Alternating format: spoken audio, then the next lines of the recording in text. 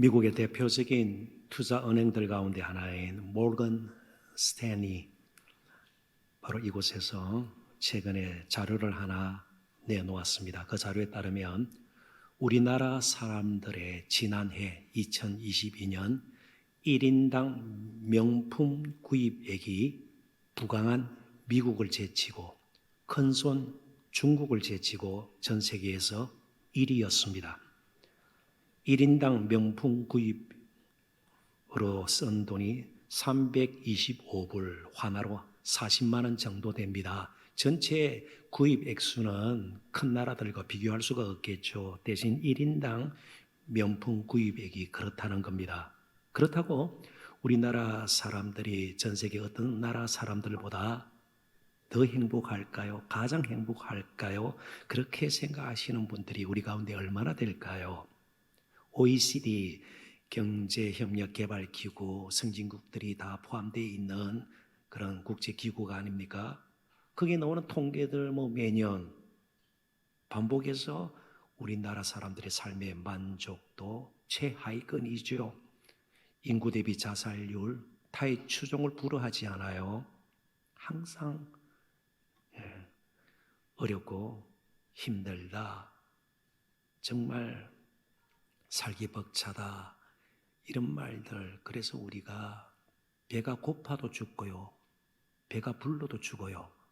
배고파 죽겠네, 배불러 죽겠네. 정말 그만큼 우리가 하루하루 사는 것이 죽음을 방불케 할 정도로 힘들다는 거예요. 왜 그럴까요?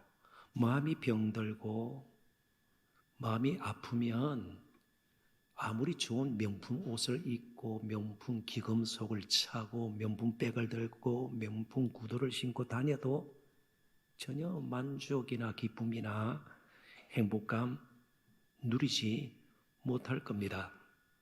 문제는 우리나라 안에, 때로는 우리 안에 있는 것 아니겠어요? 몇 가지 우리가 다 이미 아는 것들 아닙니까? 진영 논리가 정의나 공정보다 우선시되고 갈등과 반복을 부추기는 가짜 뉴스가 판치는 사회 풍토가 아니에요. 악플이라 그러지 않습니까?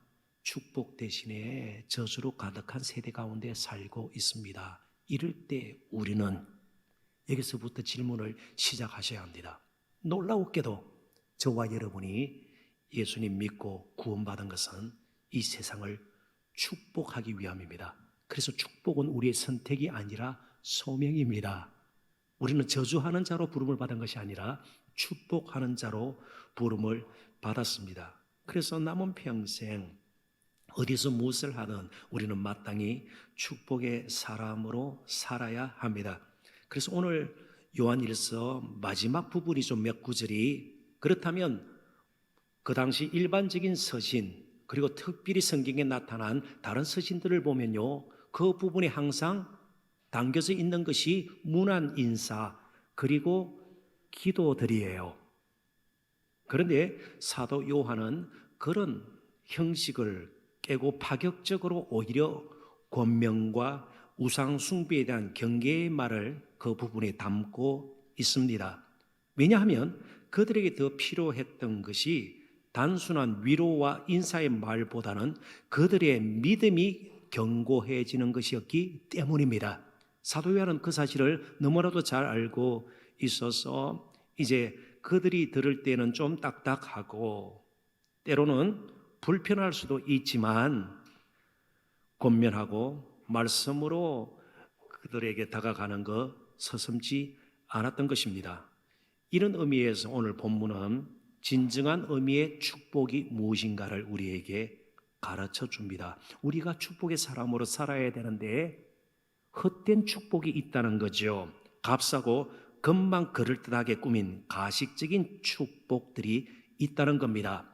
그냥 쉽게 이렇게 한번 예를 들어볼까요? 제가 목회자의 길을 걷고 목회자의 삶을 산 지가 벌써 30년이 넘었습니다.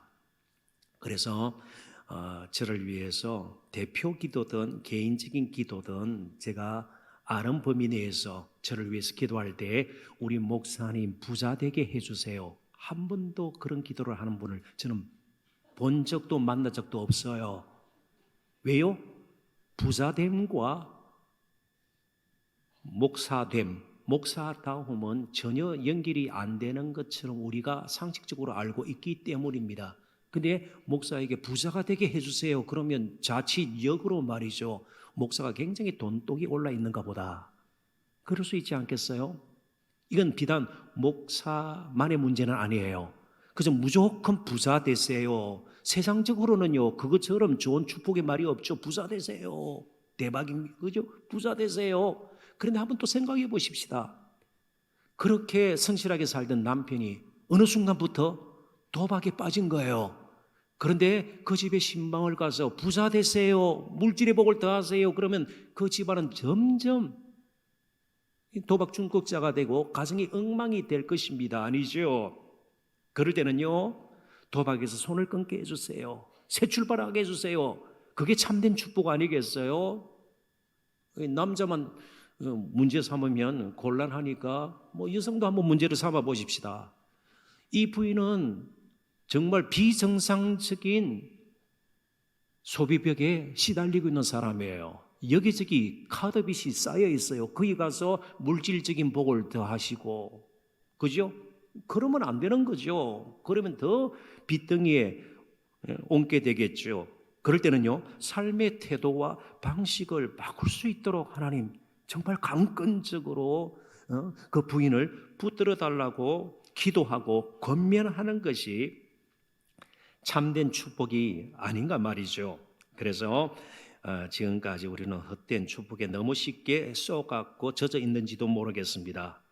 정말 참된 축복의 영성이 어느 때보다도 회복이 되어야 되고요. 또 우리에게 마땅히 그렇게 살 때에 우리 모두가 제대로 잘 살게 될 것입니다. 첫 번째 나눌 말씀의 주제는 족한 은혜입니다. 무슨 말이에요? 나 말고, 축복하는 나 말고, 도와주는 나 말고, 여러 가지 모양으로 돌보는 나 말고, 마지막 결국 당신의 인생을 붙들 자는 우리 주님이시니 주님의 족한 은혜를 누리고 사십시오. 그래서 할 수만 있다면 주님께로 인도를 해야 합니다. 내가 좀 도와주었다고, 내가 축복하는 자리에 섰다고, 내가 좀 돌보아 주었다고, 여러 가지 모양으로 수고했다고 뭔가 보상을 바라면 그 사람을 나의 추종자로 만들 것입니다. 나를 따르는 자가 아니라 예수님을 따르는 자가 되십시오. 그래야 제대로 살 수가 있습니다. 주님의 족한 은혜 가운데 능치 못할 일이 없음을 알고 정말 주님을 신뢰하고 그분을 따르십시오. 예수님께로 인도하는 것이, 그리고 그렇게 기도하는 것이 진정한 축복이라는 그런 뜻입니다. 18절을 보죠. 하나님께로부터 난 자, 중생의 체험이 있는 자, 거듭남 자, 그래서 하나님의 자녀가 된 자를 의미하지 않습니까? 이런 자는 다 범죄하지 아니하는 줄을 우리가 아노라. 조금 어렵습니다.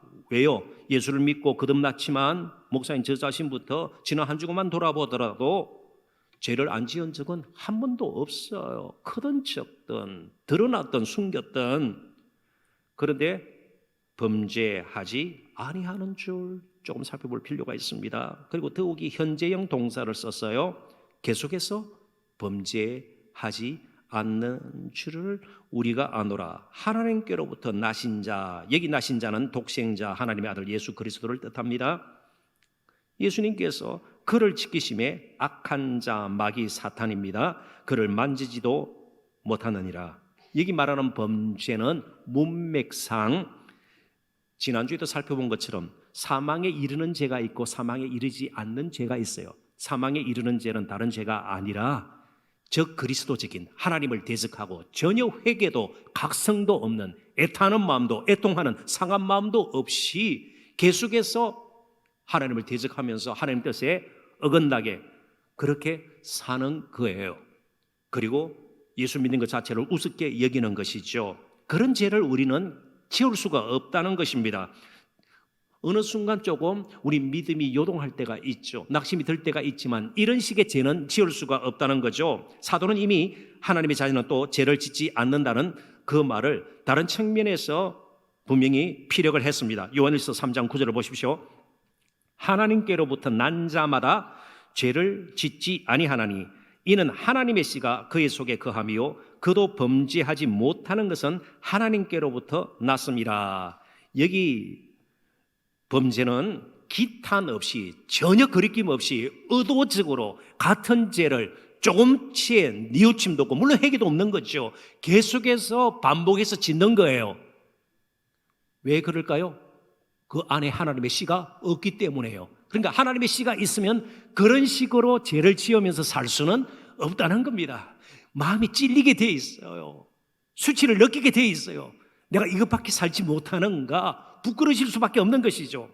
전혀 그런 것 없이 짓던 죄를 계속해서 습관적으로 짓는 것, 이런 일은 일어나지 않는단 말이죠. 왜요? 예수 믿는 자에게는 하나님의 씨가 그 안에 거하기 때문입니다. 하나님의 씨는 여러 가지로 해석이 됩니다. 이미 우리가 살펴봤는데요. 그런데 거듭남, 하나님께로부터 난 자, 그런 문맥 속에서는요, 성령으로 이해하는 것이 가장 자연스럽습니다. 그럼에도 불구하고 하나님의 성품, 성령으로 말미암아 우리는 하나님을 조금씩 닮아가게 되고 하나님의 말씀, 복음의 진리 조금씩 더 깊이 알아가게 되죠. 이 모든 것을 다 포함합니다. 그렇지만 결국 우리로 하여금 사망에 일어난 영원한 형벌에 이르는 그런 죄, 의도적으로 기탄 없이 전혀 거리낌 없이 회개 없이 각성 없이 반복적으로 습관적으로 짓는 죄, 그렇게 죄를 짓지 못하도록 우리의 마음을 늘 붙들고 흔들어 놓는 분이 계시니 바로 예수님 그리고 성령님이시다 말이죠.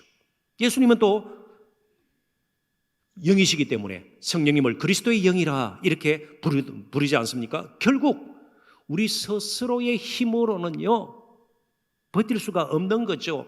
바로 그분들이 우리를 붙들어 주시기 때문에 그렇습니다. 바로 하나님의 씨 혹은 예수 그리스도가 우리의 내적 능력이 되어서 우리가 거룩한 열매를 맺을 수 있는 겁니다. 거룩한 열망을 품게 되는 것이죠. 이런 식으로 내가 살지 아니하고 나의 삶이 정말 변화를 받아야 되고 새로워져야 되고 이런 식으로 계속해서 자신을 책지질하게 되는 것입니다. 우리 또한 유혹에 넘어가기도 합니다. 결국에 그래도 우리가 끝까지 믿음의 길을 가게 되고 구원에 이를 수 있는 것은 우리를 붙드시는 분의 은혜 때문입니다. 넉넉한 은혜 때문입니다. 그러니까 고행이나 금욕으로 우리 자신을 죄로부터 지키려고 하는 것은 헛된 수고일 따름입니다. 그래서 중세시대 때 많은 거룩한 백성들이 특별히 수사라든지 그런 분들이 정욕을 이기기 위해서 막 허벅지에 바늘을 찌르고 그런 거예요. 정욕을 억누르려고요. 그러면 피만 납니다. 그렇죠? 혹은 조그마한 구멍에서 속삭이면서 뭘 틀어놓고 아니죠. 오직 예수 그리스도의 은혜예요. 고행이나 금욕으로 우리가 거룩한 길을 갈 수 있는 것이 아니에요. 그래서 리온 모리스라는 신약학자는 이런 말까지 하지 않았습니까?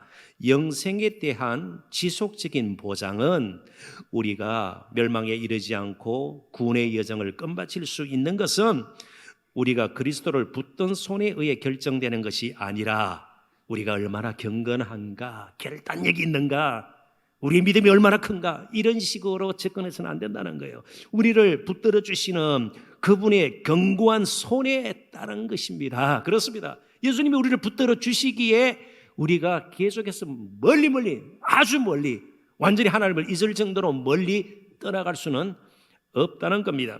참된 축복은 그러므로 예수님의 넉넉한 은혜로 사십시오. 그렇게 기도하는 것이고요. 그렇게 권면하는 것이고요. 그렇게 양육하는 것이고요. 그렇게 사람을 세워주는 겁니다. 그렇기 때문에 스스로 저급하고 속된 삶을 사는 것이 이제는 우리에게는 가당치가 않습니다. 어울리지 않는 일이 되고 말았습니다. 왜 그럴까요? 두 번째로 우리는 정한 자리가 이미 있기 때문에 그렇습니다. 정한 자리. 이제 우리의 택할 자리는 거룩한 자리예요. 그래서 행복이라는 말도 너무 쉽게 우리가 사용을 하다가 거룩을 잃는 행복은 있을 수가 없다는 거예요. 결국 마지막까지 우리가 가야 할 길은 거룩한 길이에요. 자, 19절부터 20절이 이것을 분명히 말씀하고 있는데요. 찬찬히 한번 보도록 하십시다.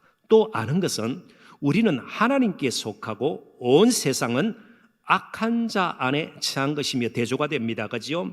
소속이 어디인가 이걸 분명하게 선을 그어서 우리에게 가르쳐 주죠. 또 아는 것은 하나님의 아들이 이르러 우리에게 지각을 주사 우리로 참된 자, 첫 번째 참된 자는 이 바로 하나님을 의미합니다. 참된 자를 알게 하신 것과 하나님이 어떤 분이시고 하나님이 예수 그리스도 안에서 나를 위해서 어떤 일을 행하신 것이고 하나님이 얼마나 앞으로도 나와 함께 하시기를 기뻐하시는가 등등 하나님을 알게 하신 것과 또한 우리가 참된 자, 두 번째 참된 자는 예수 그리스도죠. 곧 그의 아들 예수 그리스도 안에 있는 것이니 그는 참 하나님이시요 영생이시라. 우리는 하나님께 속했고 예수 그리스도 안에 있고 그리고 예수 그리스도 안에 있는 생명을 누리면서 살게 됐는데 어떻게 알았어요? 예수님께서 지각을 주셨기 때문이에요. 그런데 온 세상은 악한 자 안에 처한 것이며, 여기서 우리가 주목할 단어가 처하다라는 단어입니다. 헬라어 원래 단어의 문자적인 의미는 누워있다, 누워있다예요. 그러니까 성실하게 자기에 맡겨진 일을 하루 동안 정말 다 해서 지친 몸을 이제 이끌고 집에 와서 편히 누워있는, 그게 아니에요. 여기 누워있다로 사용된 단어는 그때나 지금이나 우리가 흔히 볼 수 있는 거예요. 술에 취해서 바닥에 누워있는 거예요.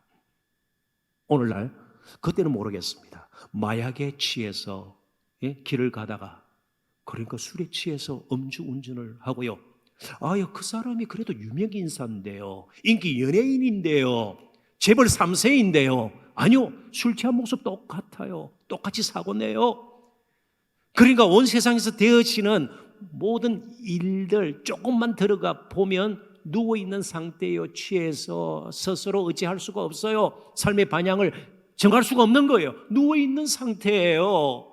그러다가 들켜버리니까 우사거리가 되는 거지요. 그분이 돈이 없어요? 아니요. 좋은 옷을 안 입었어요? 아니요. 인기 연예인이에요. 아주 학식 있는 사람이에요. 다 부끄러운 모습으로 드러날 수밖에 없는 것이 마치 마약이나 술에 취해서 땅바닥에 누워있는 것처럼요. 제가 대학 다닐 때 아주 술을 좋아하는 친구가 있었습니다. 한 날 학교에서 만났는데 얼굴을 갈았어요, 이게.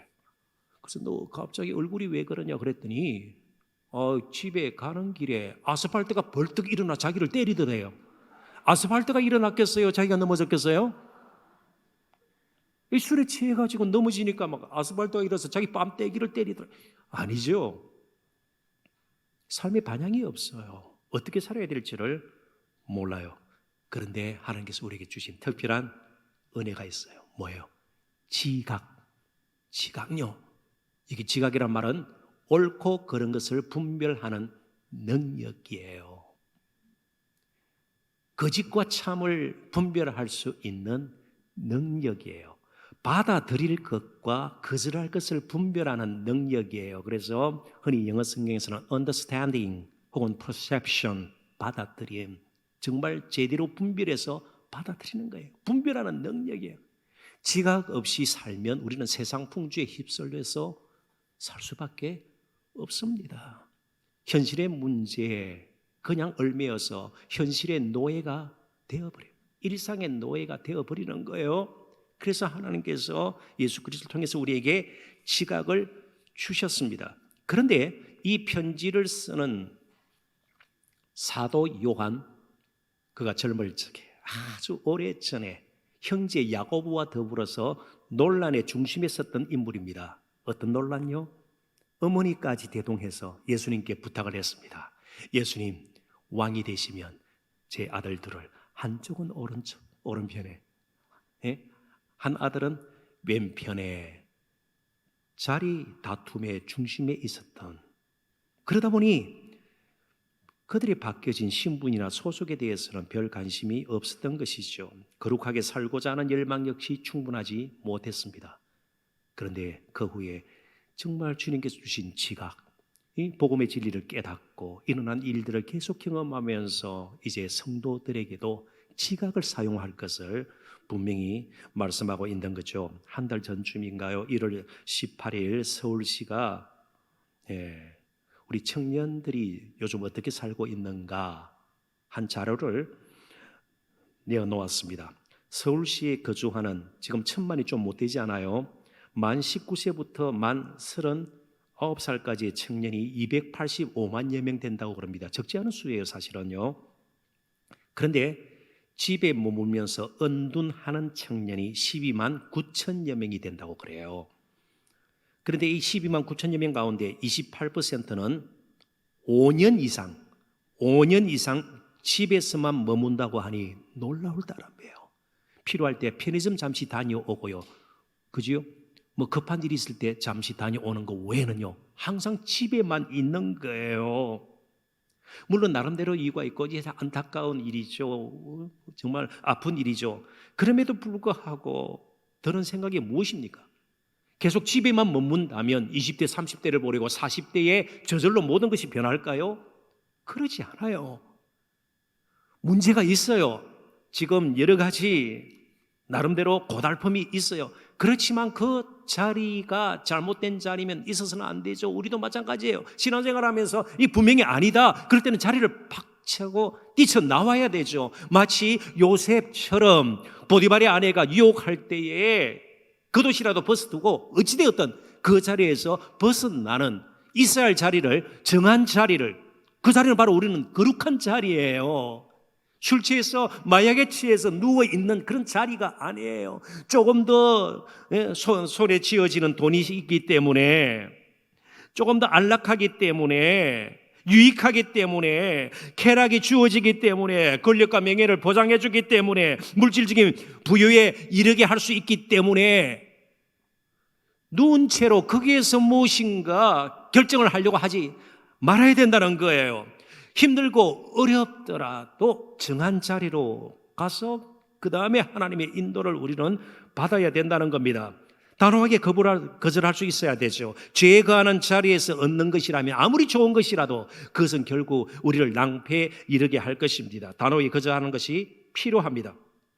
물론 소속이 다르다고 해서 세상과 담을 쌓고 살자는 말은 아닙니다. 오히려 겨자씨와 누룩처럼 사랑과 진리로 세상에 섬에들어서 사람들을 살리고 사람들을 오히려 복되게 하고 세우는 일, 세상을 변화시키는 일은 계속 감당해야 합니다. 그러기 위해서 가장 우리에게 주신 아름다운 은혜, 선물, 지각을 사용하자는 거예요.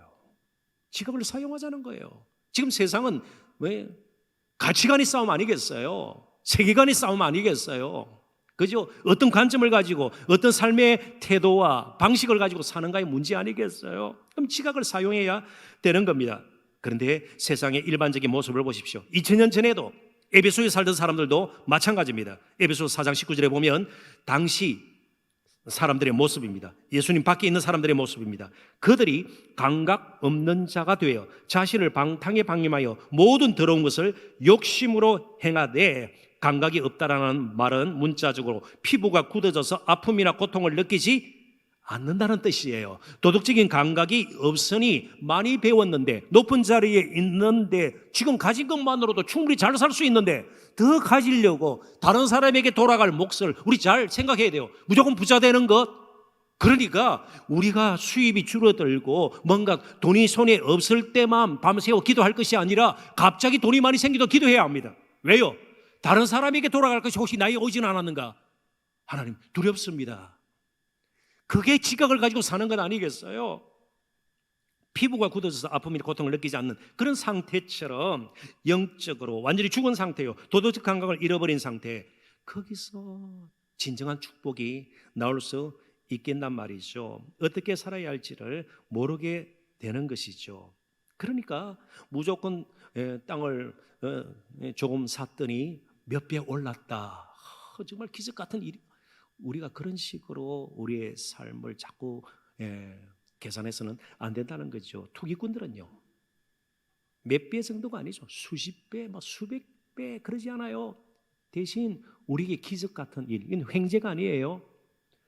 그렇게 이전에는요, 한 푼, 정말 내가 옮겨진 건 놓지 않을 건데 예수 믿고 난 뒤에 이제는 욕심을 좀 버리고 살아도 괜찮네. 이게 기적이에요. 어차피 누군가가 손해를 봐야 된다면 내가 손해를 보지, 내가 당하고 말지. 이게 기적이죠. 이런 기적을 날마다 경험하면서 살 때에 우리의 가는 길은 거룩한 길이 저절로 되는 겁니다. 거룩하게 그냥 살려고 무작정 말이죠. 그러다 보면 자칫 잘못하면 꾸미게 되는 거예요. 경건한 것처럼, 기도 많이 하는 것처럼 말이죠. 그게 아니단 말이에요.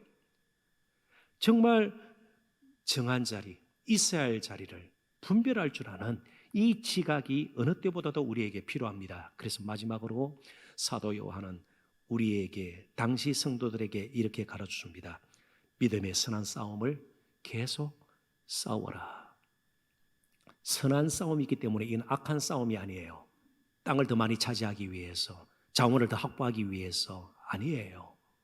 자신의 세력을 넓히기 위해서 그런 싸움이 아니에요. 그런 싸움은 잔인한 싸움이죠. 냉혹한 싸움이에요. 처참한 싸움이죠. 선한 싸움이에요.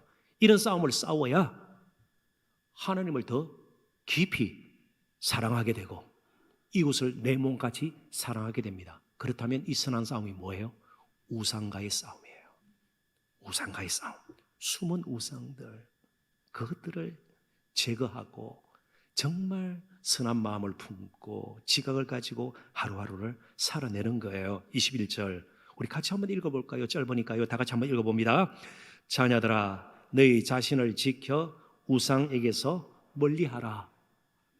기도 내용이 아니에요. 무슨 감사의 문화 인사가 아니에요. 마지막 말이 우상에게서 멀리하라. 자녀들아, 그렇지만 이미 자녀들아 이 말 가운데 사랑이 담겨져 있어요. 요한일서에 7번 사용되는 자녀들아 가운데 마지막 지금 사용을 하고 있죠. 친밀함과 애정이 담긴 호칭이다. 사랑하기 때문에 마지막으로 정말 너희들에게 권하노니 우상에게서 멀리하라. 우상과의 싸움을 멈추지 말라. 그런 뜻입니다.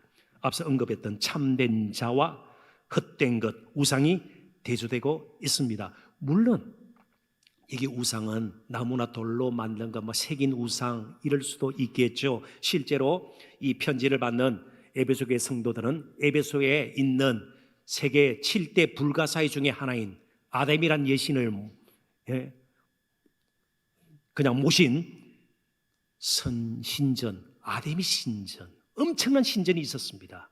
그러니까 우상 정도는 저렇게 돼야 된다. 사람들은 깜짝 놀라게 충격을 줄 만한 엄청난 규모의 신전, 아데미 신전. 그렇지만 너희 자신을 지켜 우상, 문자적으로 그 우상이에요. 그러니까 사도 요한이 뭔가 염두에 두고 우상이라는 말을 썼습니다. 그런데 이 우상은 나무나 돌로 생긴 것보다는 지금까지 쭉 요한일서를 우리가 공부하면서 계속 등장했던 거짓 교사들의 가르침, 그들의 삐뚤어진 영성. 예수님은 육신을 입고 이 땅에 오신 것이 아니다. 그래서 예수님의 십자가가 쓸모없게 만드는 즉 그리스도적인 이 가르침, 이걸 오늘날 적용하면 어때요? 삐뚤어진 영성, 복음 흉내를 내는 것들, 잘못된 전통들, 잘못된 관습들, 잘못된 인간관계들, 거짓이 판을 치고 이런 것들이 다 우상이 되는 거예요. 하나님을 대신하는 거예요.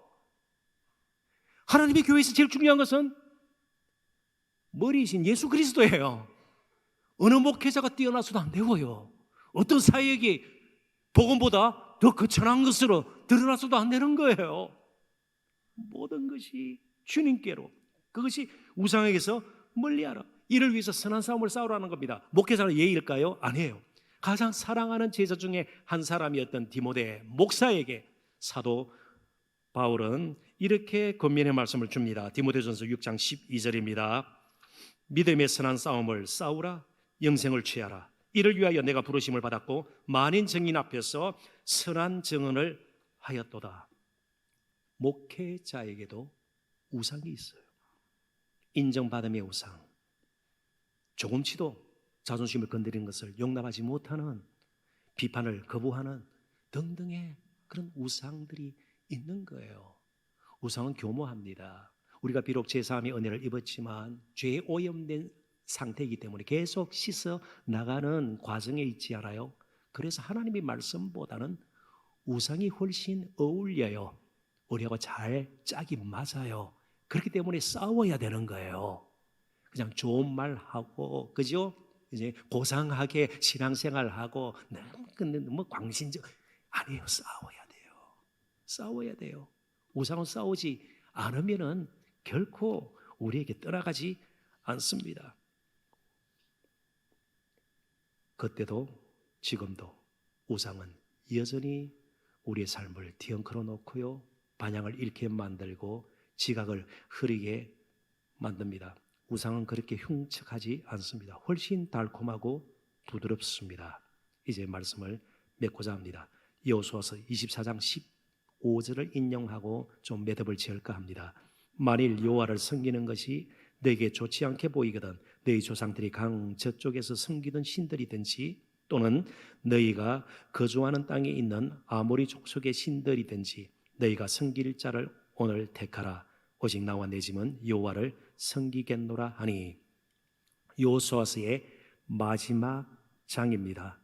바로 이때쯤에 여호수아가 이스라엘 백성들 향해서 말씀을 내놓는 것은 중요한 가나안 7족속과의 싸움은 끝났고, 그리고 어느 정도 이제 분배받아야 할 땅을 다 받은 상태입니다. 한마디로 먹고 살 만한 때예요. 그리고 새로운 싸움이 이제 시작된다는 것을 그들은 깨달을 필요가 있었습니다. 다산 가축들이 새끼를 많이 낳고 풍요, 정말 늘 풍년드는 이런 우상, 바알이 대표적이죠. 가나안 사람들은 다 바알을 섬겼습니다. 이스라엘 백성들도 그게 유혹을 받을 수밖에 없죠. 오늘날 어때요? 돈이면 모든 것을 다 할 수 있다. 하나님이 모든 것을 다 할 수 있는 것이 아니라 돈이면 모든 것을 다 할 수 있다. 이 배금주의, 물질주의가 팽배해서 있지 않아요. 돈이 많으면 특별하다고 생각해요. 돈이 많으면 잘 산다. 이 말부터 고쳐야 되죠. 여러 번 강조합니다. 돈 많아도 못 사는 사람들이 많이 있어요. 적게 가져도 잘 사는 사람들이 있어요. 돈이 없으면 조금 불편할 수 있겠죠. 좁은 집에 살아야 되고요. 눈에 띌 만한 옷 입을 기회도 없어지는 건 아니겠어요. 그렇다고 불행하다, 누가 그런 말을 할 수 있단 말이죠. 우리에게는 공통적으로 우상과의 싸움이 필요합니다. 그래서 땅을 분배받고 정말 짐승들을 많이 새끼를 쳐서 부자가 되고 풍요를 누리고, 이것보다도 여호수아서 22장부터 24장까지는 섬긴다는 말이 15번이나 반복이 됩니다. 그들이 가나안 땅에 들어간 것은 가나안의 다산과 풍요를 따라 그들도 그 자리에서 먹고 살 만한 이것으로 끝나는 부름이 아니었습니다. 하나님만 섬겨, 하나님만 진정한 복의 근원이고 하나님이 생명의 근원이고 하나님을 떠나서는 모든 것이 무가치하고 무의미하다는 것을 선포하도록 하나님께서는 그들을 가나안 땅으로 이끌어 주신 것입니다. 이제 우리가 결단을 해야 합니다. 우상에게 빼앗긴 우리의 예배, 우상에게 빼앗긴 우리의 거룩, 우상에게 빼앗긴 진정한 섬김, 우상에게 빼앗긴 잘못된 전통과 간섭, 거기에 얽매여 있는 심지어 우리의 교회의 모습, 이런 것들을 다 청산하고 진정으로 부흥과 도약을 이룰 수 있는 준비하는 저와 여러분이 되었으면 좋겠습니다. 그래서 이제는 하나님만 섬김으로 인해서 진정 우리의 가정이 살고 우리의 관계가 회복이 되고 교회가 든든히 세워지고, 그래서 마지막 때를 잘 준비하는 저와 여러분 되시기를 주님의 이름으로 축원합니다. 기도하겠습니다. 하나님 아버지 은혜와 사랑을